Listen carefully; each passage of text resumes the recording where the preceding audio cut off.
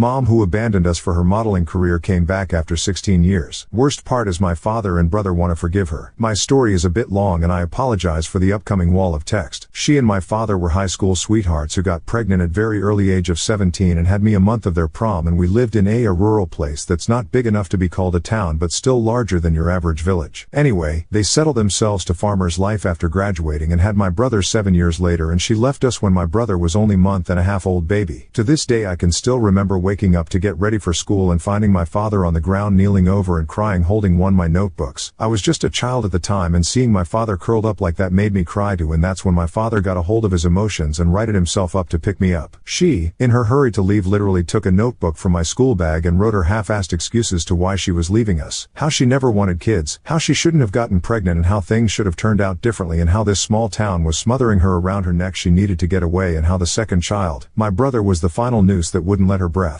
I learned what she wrote on that notebook a year or so later when I found it in the drawers. She left with our truck and had someone deliver us the truck a month or so later without even sending a word or anything. Just some guy came and said, "Here's your truck." My father was a mess afterwards, not taking care of the farm, stopped eating, started drinking. It was the fact that I stopped going to school to take care of my brother while my aunt, her sister, and her husband's words that finally made him bounce back. But you could see he was sad for a lot of years, and still even after a decade he would get all closed up around the time she left or on their anniversaries. It was us, Dad and I, who took care of my brother. I'd come back from the school, do the dishes that was left over from our breakfast, and take care of my brother until he was few years older. Then I slowly became the woman of the house, so to speak. I'd cook the food, do the dishes, and take care of my brother after school, and my father would spend nearly all his awake hours trying to manage the farm. We weren't the richest people around, but with only one depressed adult and two small kids, we earned more than what we needed and even saved up a bit for my brother's college fund. My father insisted that I should have one for myself as well, but I was spending too much time on domestic and farm-related stuff to actually focus on my studies, and if I have to be honest, I love the farm, animals, and taking care of my brother. Anyway, nearly a year ago she returned to visit her family, my aunt and us too, and she was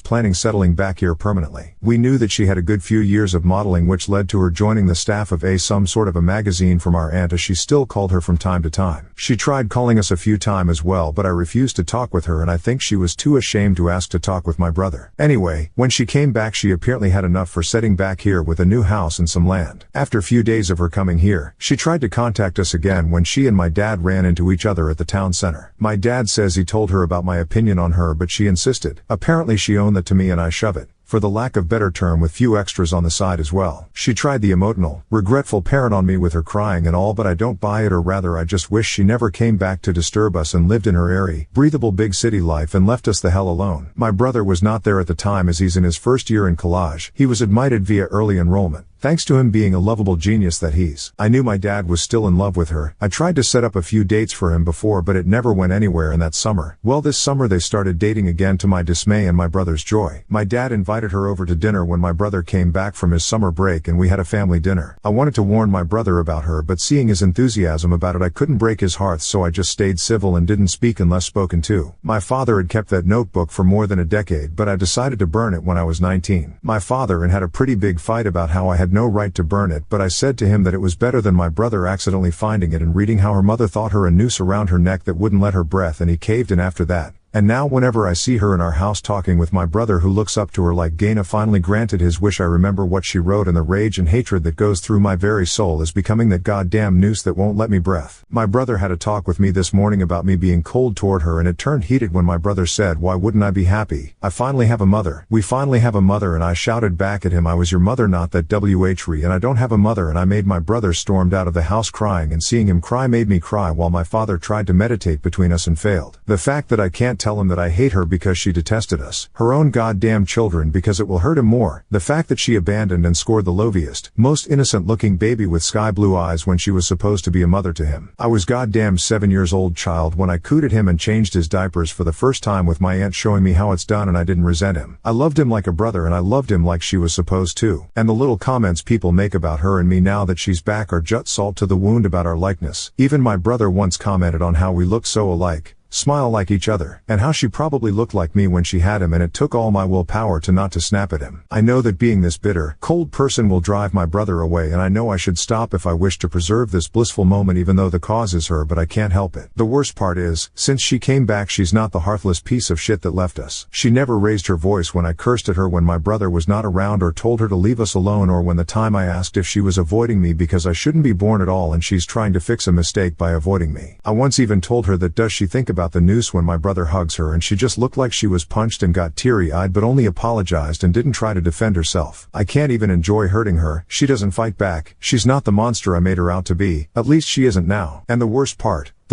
today made me resentful and tired, like I don't even have strength to feel emotions. I actually understand the resentfulness now. Am I truly just like her for resenting my brother for forgiving her and calling her his mother when I raised him myself with a depressed father at home when I was just a child myself? Or the fact that my father accepted her back so quickly makes me see him as a weak-willed man that makes me question the respect I have for him? Did I resent the fact that I stayed here on the farm, not going to college? They made me skip a grade as well before my mother left us. Would I find some sort of new outlook on life at college that would make me more like my brother or father and be happy instead of being resentful? I've vented quite a bit, and I'm sorry and thankful to you guys, as I think it let me unwit a bit. So my question is, what am I going to do now? Now on to the next story. Story 2. I found tampons in my husband's car and thought he was cheating, but it was way worse. Now our marriage is over. So I, 29F, have been with my husband, 30M, for 7 years, married for 4. I've never had reason to suspect he was unfaithful to me or even remotely dissatisfied with our marriage. He likes to joke that we're still living the honeymoon phase nearly 5 years and 2 kids in. I wouldn't have questioned that, or him, were it not for a surprise I found in his car last month. When buckling our daughter into her car seat, I noticed something slotted between the cushions. I pulled it out and saw that it was a tampon. This wouldn't have been so unusual had I not had an IUD that has stopped my period for the past year, and I didn't even recognize the wrapper style. I brought it to my husband's attention, and he didn't seem to understand what it was, let alone why I was holding it, until I told him where I'd found it and why I was almost certain it wasn't mine. He shrugged and said it probably belonged to his coworker, Fiona. It's not uncommon for my husband to carpool to lunch with his coworkers, and we're both fairly close to Fiona and her husband, so I figured it was entirely possible the tampon had slipped out of her purse whenever he had driven with them or offered her a ride. No big deal. I put it out of my mind until we had dinner with Fiona and her husband a couple weeks later. I had sincerely wanted to believe my husband. I just couldn't get over the way it had been tucked in the seat and how my husband had seemed not to have any regard for it whatsoever. Maybe playing dumb. I don't know. I did something that I now feel kind of crazy for doing. I faked an emergency and asked Fiona if she had any tampons while we were out together. She handed me one almost identical to the tampon I'd found in our backseat, and I breathed a sigh of relief. So the tampon, there was probably the same tampon here, and in all likelihood, there was an innocent explanation as to why it had been left in the backseat in the first place. I thought I'd seen the last of the out-of-place feminine hygiene products until I found another tampon this morning. This time in my sock drawer. I feel physically ill at the thought of my husband having an affair, and even more nauseated at the thought that the woman might have left these tampons out for me to find. If it was my husband's coworker, why would she give herself away by offering me one the other night? In any other situation I would want to talk to my husband about this, but I feel too sick and embarrassed to approach him with what I've found. What should I do? Update. Contemplating every possible source of 2 for the past few weeks, but I wanted to share an update.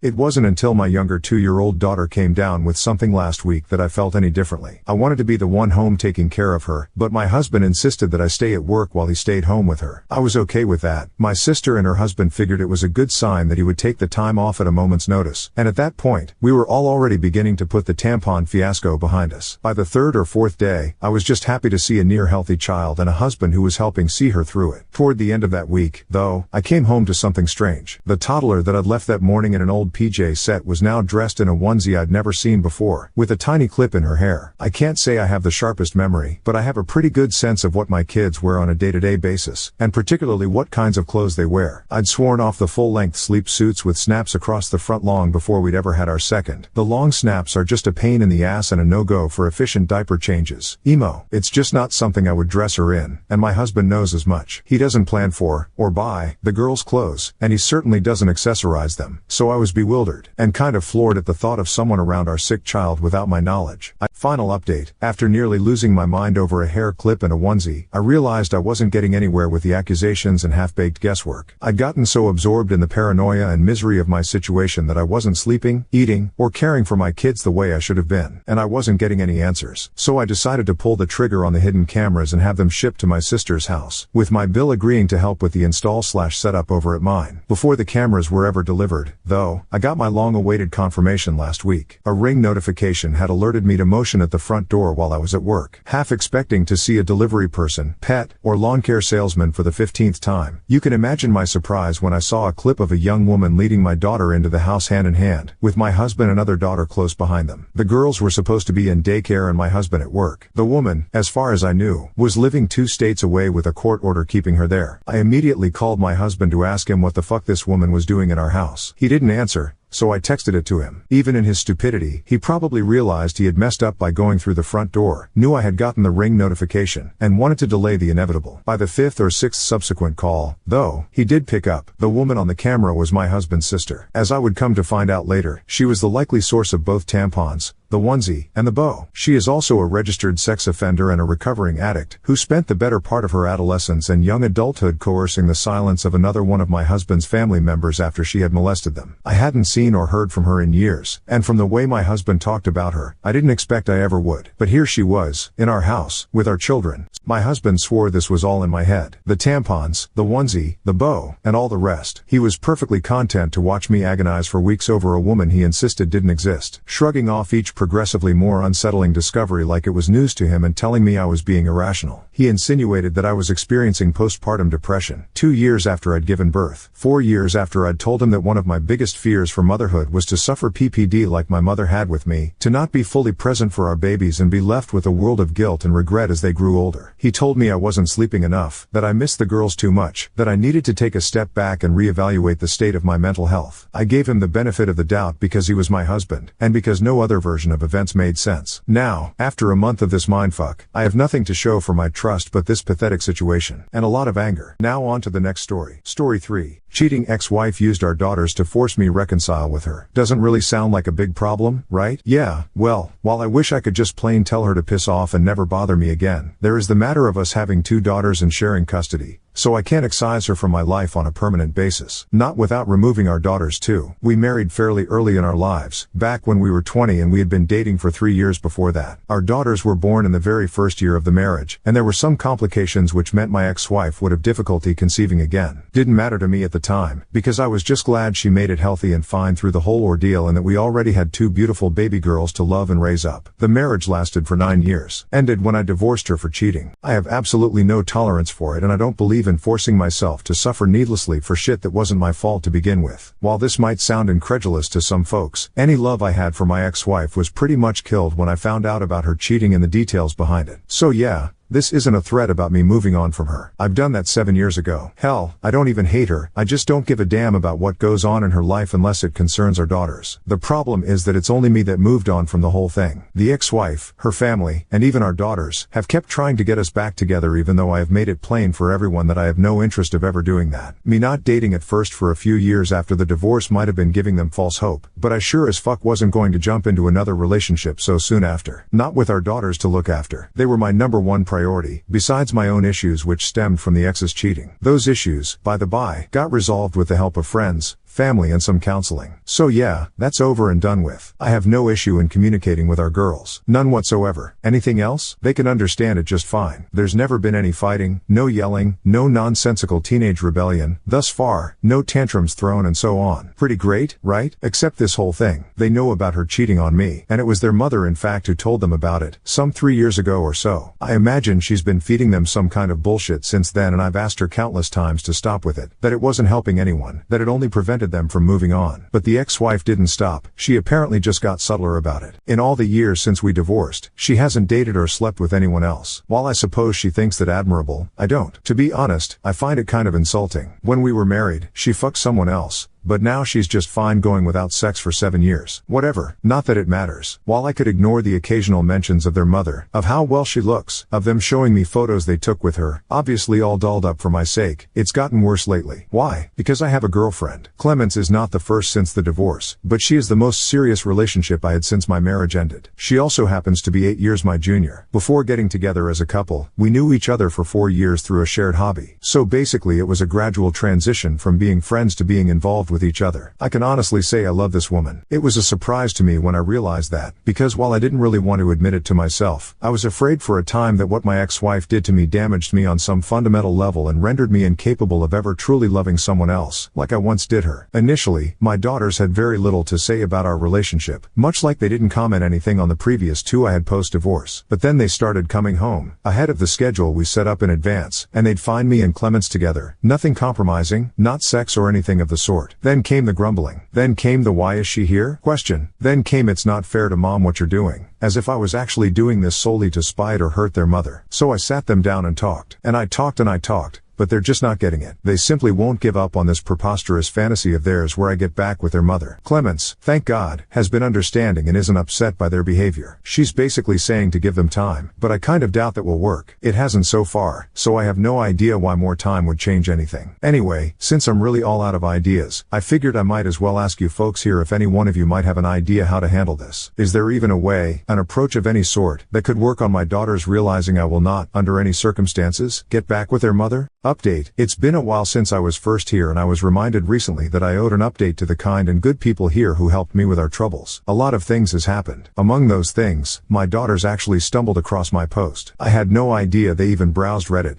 let alone this place. When I came home one day from work I found them crying. They pretty much jumped me, hugged me, wouldn't let me go and begged me to forgive them. Sadly, they had read one of my replies and found out the dreadful extent of my ex-wife's affair and how much it had devastated me. It took us a while, but we got through it, as a family. There was nothing for me to forgive. They're still young and they love their mother, who took that love and used it to manipulate them. That's on her, not them. There was some much needed counseling, but after several months, the woman who was helping us heal and move on has said that nothing more needed to be done, and they should only check in with her once in a while, rather than continue their weekly sessions. We're closer than we were before, but their relationship with their mother has suffered for it, which I think is completely understandable, but I still caution them about lingering too much on what she did, since I had gotten over what she did all those years ago. That was something also resolved in counseling, both their own and our shared ones, so it's all behind us now. I had a brief confrontation with my ex-wife about it and made it clear that she was to not talk about this getting back together nonsense anymore with our daughters. I can't tell if it really got through to her, but my daughters have not been pestered about me since then, or they simply ignore their mother and don't bring it up at home. Either way, so long as my daughters are doing fine, I could care less about what my ex-wife is doing. Since the situation had improved, things had also become much better between my daughters and my girlfriend, so much that they actually started talking with her, rather than just exchange terse greetings and goodbyes, even occasionally asking for tips on something, girly stuff, of course, and I can't tell you how much it warmed my heart to see it happening for the first time. I'll admit that also helped me push my thoughts in the direction of proposing to my girlfriend, who had been incredibly supporting and understanding through all of this. We had known each other for a long time now, spent so much time as a couple, and after all this mess, I didn't really think there was anything more I could do to express my love for her. However, I was beaten to the punch. 2 months ago, Clemence, together with my daughters, surprised me one day and proposed to me. I have to say that I felt very odd, but also very happy. Not just the proposal, but that my daughters had actually worked with my girlfriend on surprising me that day with dinner and a night out. To put it simply, I was blown away. It was a small and private ceremony, with only our closest friends and family attending. Currently, we're also expecting, and my daughters are looking forward to having a baby brother or sister to spoil. TL, Doctor, my daughters had found my previous post and saw in one of the replies how deeply I was hurt by their mother's cheating. Asked for forgiveness. There was no need for it. We worked through our issues together, both at home and in some counseling, and we healed from it and got much better. Even their relationship with my girlfriend had improved, so much that one day they helped her arrange a nice night for us, where she proposed to me. We're married and currently expecting, with my daughters eagerly looking forward to having a younger sibling to spoil rotten.